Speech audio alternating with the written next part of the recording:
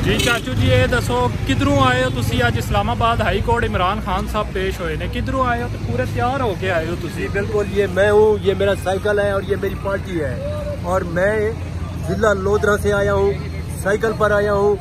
900 kilometre सफर करके cycle पर मैं आज पहुँचा हूँ और मैं खान की पेशी के लिए निकला था और आज मैंने अपना वादा पूरा कर दिया।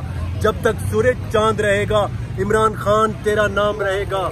और मैं अपना देसी लिबास पहन के आता हूँ।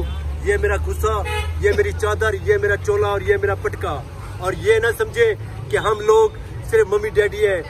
दुनिया के पूरे पाकिस्तान में जहाँ जहाँ भी देही इलाके हैं सब इमरान खान से मोहब्बत करते हैं। और इंशाअल्लाह खान साहब आप 2 अक्सरियत से आओगे और आके इन सब चोरों को आके आपने इनको नकेल डालनी है और मुल्क का पैसा आपने सारा वापस लाना है।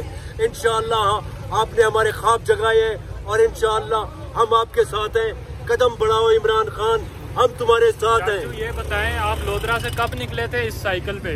लोधरा से कितना टाइम लगा पहुंचने में? मुझे लोधरा से मैं 23 तारीख को निकला था और आज पहुंचा हूं मैं लोधरा से। और यहाँ पर इस्लामाबाद में हाई कोर्ट पेशी के ऊपर आना था मैंने, तो आज मैं पेशी पे आया हूँ।